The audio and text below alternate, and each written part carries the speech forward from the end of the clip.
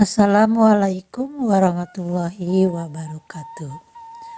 Kumaha daramang nu garelis sareng nu karasep. Dinten ieu urang diajar bahasa Sundanya. Nanging sakumaha biasa sateuacan acan diajari urang ngadua heula. Rabbi zidni ilma warzuqni fahma. Nah, hanya kedah diajar bahasa Sunda sagala. Naon gunana? Aya nu terang teh. Nah, pangna hidup diajar bahasa Sunda diantarana kusabab hidup aya di Tatar Sunda ya. Urang Sunda. Jadi di sekolah hidup diwajibkan diajar bahasa Sunda. Diajar bahasa Sunda loba manfaatna dina kahirupan di dinten. Nu utami urang bakal bisa komunikasi ku bahasa Sunda kalawan hade tur merenah. Urang bakal nyaho jeung bisa negeman kabeungharan budaya Sunda. Langkung sae pisan lamun hidup getol maca buku-buku bahasa Sunda pasti resep geura. Kukituna yuk ayeuna urang mimitian urang diajar bahasa Sunda. Pangajaran anu kahiji nyaeta ngeunaan ngurus diri sorangan atawa Indonesia nama mengurus diri sendiri atau merawat tubuhku. Hal ieu tangtosna moal bireuknya lantaran sok biasa dilakukan ku hidup sadidinten. Sok ayeuna mah tingali gambarna bari jeung ngregepkeun nya ku ibu bade dibacakeun. Aa budak apik tara poho mandi sok make sabun mandi isuk sore ya. Tah sakali deui nya ayeuna mah turutan ku hidup ya.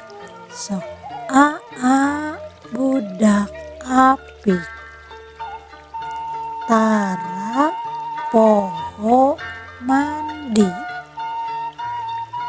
sok make sabun mandi isuk sore. Cobi ayeuna ya. Gambar anu ieu tah naon teh saha teh anu nuju sasarap. Naon ari sasarap teh ayeuna terang. Sasarap teh namun dina Indonesia nama sarapan ya. Sasarap teh sami oge sareng mam enjing-enjing. Saupamina teh acan ka sakola kedah sasarap heula nya tuh. Jadi saha tadi teh aa ieu sok regepkeun deui nya. Sasarap saban isuk lamun arek sakola aa pasti pamitan ka ibu katut ka apa. Sakali deui ayeuna mah turutan ku hidup nya.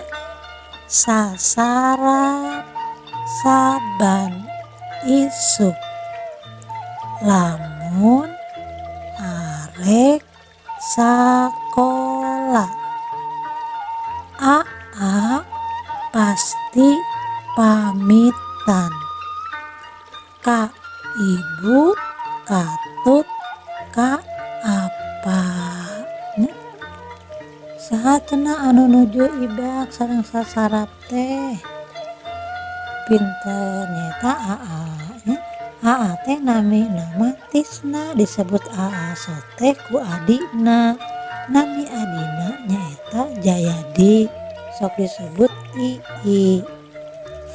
Hidup ge kedah apik sapertos aa nya kedah tiasa ngariksa sakujur badan supaya naon supaya sehat nya.